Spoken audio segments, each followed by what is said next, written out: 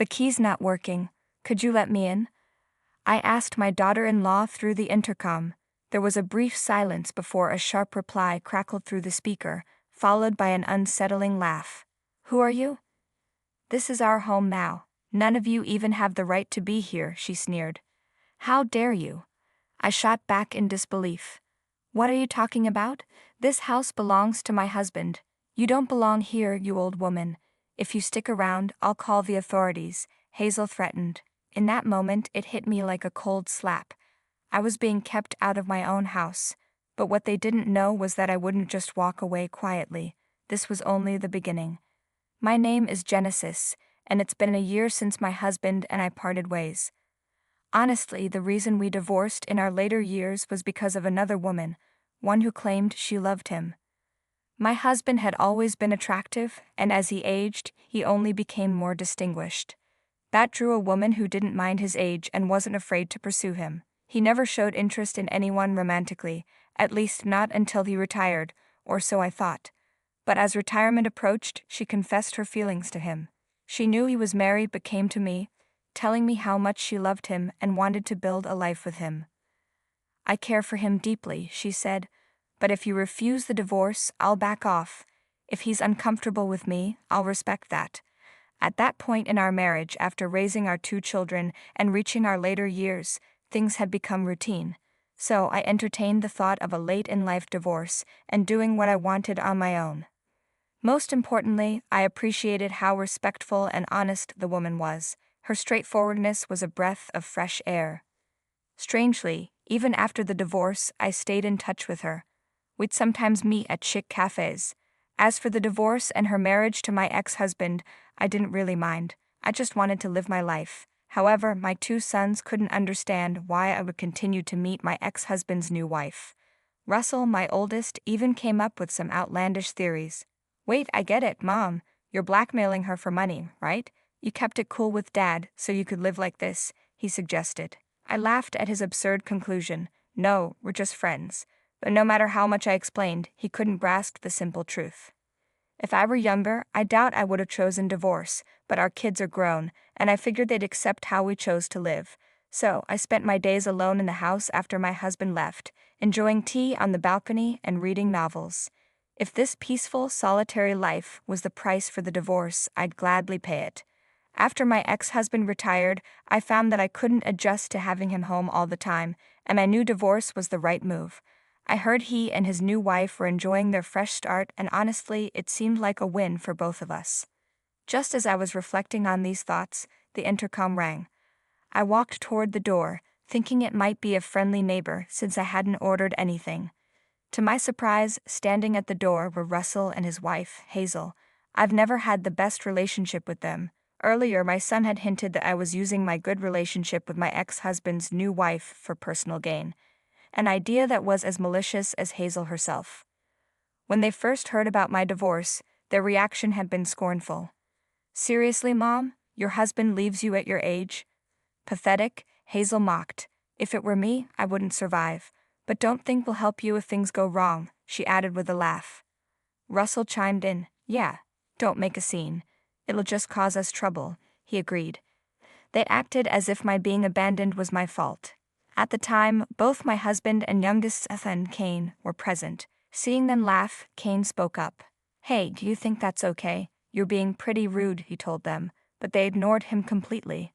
Russell, the self-proclaimed voice of reason, laughed. Let's be real. Mom and Dad never fit together.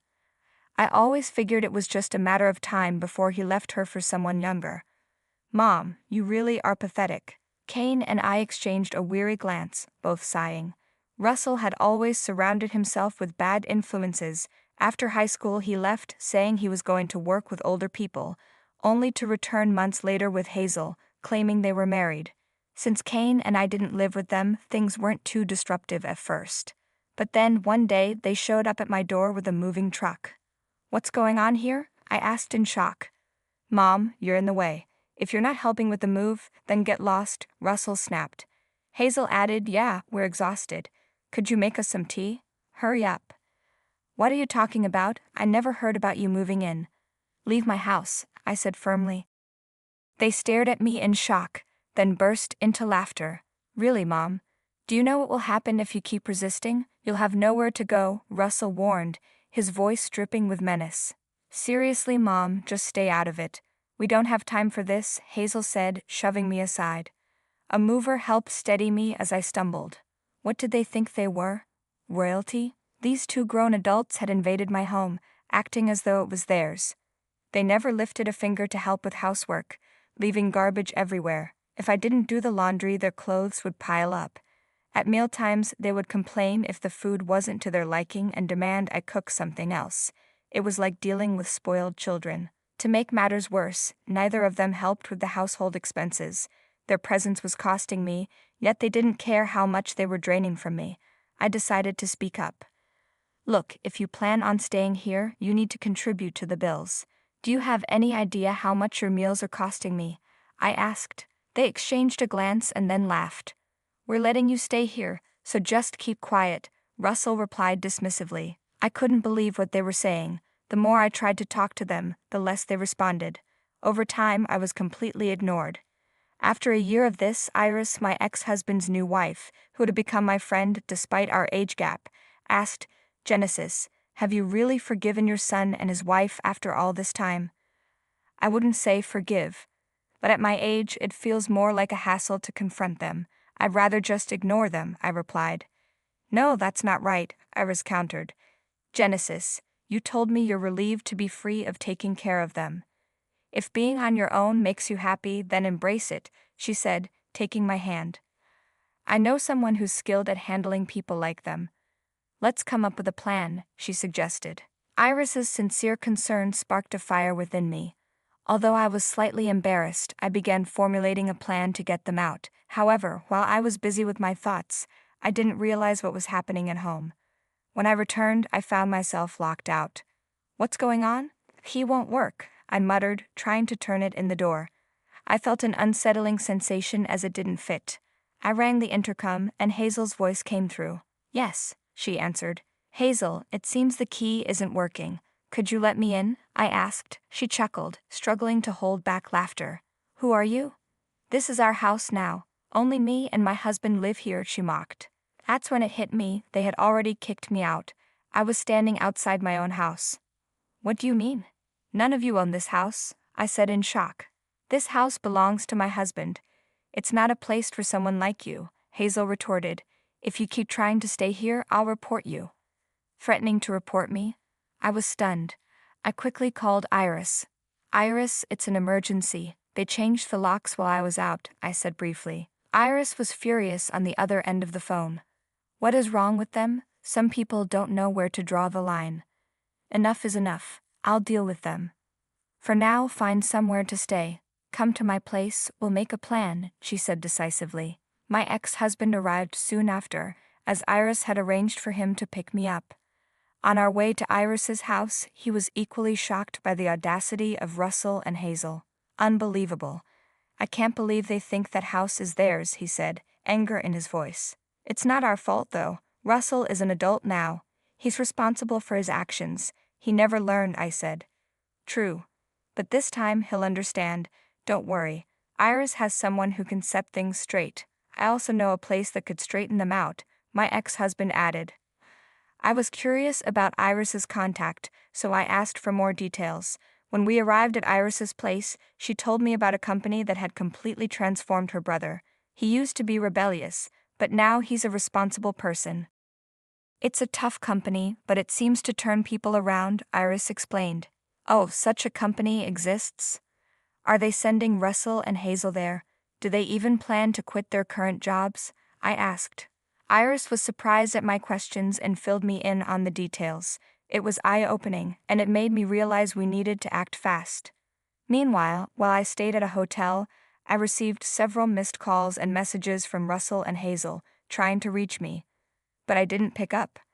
I turned off my phone and went to Iris's house, where she and my ex-husband were waiting. I mentioned their calls but didn't answer them. They both nodded in agreement. I can imagine they're in a panic right now. The house they thought they could stay in has been sold. Now they have to move out. The people they were counting on for help are the ones who bought the house, Iris said with a smirk. It's people from the company they'll be working with in the future. They were told to leave. Russell and Hazel must be in shock. I had to stifle a laugh. Iris was right. Seeing them squirm would have been a sight. The intercom buzzed. Iris checked the monitor. They're here. Stay in the living room, Genesis. I won't let them know you're here. She went to the door, and as soon as it opened, Russell started complaining to my ex-husband. Dad, listen. Mom is being completely unreasonable, he started. I braced myself for the accusations. She sold the house that was supposed to be mine, and she even took all the furniture. That house was part of the deal after the affair. She had no right to sell it without permission, Russell ranted. It was shocking to hear him say that. Despite the clear terms of our divorce, Russell still clung to the idea that my ex-husband's remarriage was the result of an affair. My ex-husband immediately corrected him.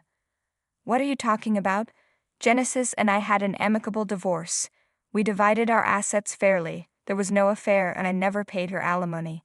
Genesis and Iris are fine. You need to get that straight, he said firmly. Russell was taken aback. That's a lie. There's no way Mom could have gotten the house from asset division. She must have blackmailed you. His imagination was running wild. Hazel joined in. Exactly. There's no way a woman abandoned by her husband could afford a house. She chimed in. Their audacity was astounding, especially considering they had been living in my house rent-free for over a year. Iris stepped in. Enough.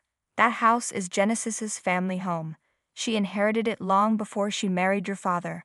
It's always been hers, Iris said firmly. Russell's face dropped. Wait, that house was Mom's. It was almost laughable that he had forgotten something so fundamental.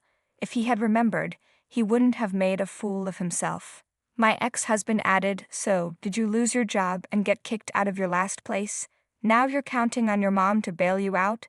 You've got some nerve living rent-free and changing the locks without permission. Hazel screamed dramatically, but I had to hold back a laugh.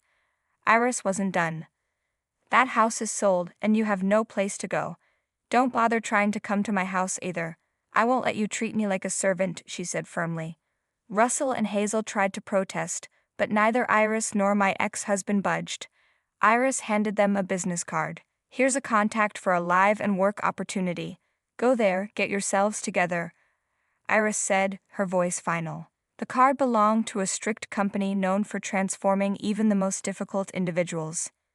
Desperate for shelter, Russell and Hazel rushed to the address. The staff there was tough, and they quickly realized their situation wasn't going to be easy. From what I hear, their morale has hit rock bottom. They've made several unsuccessful escape attempts, only to be caught each time. Now, they're blaming each other for the predicament they've found themselves in. As for me, I decided to sell the house. It was too large for just one person.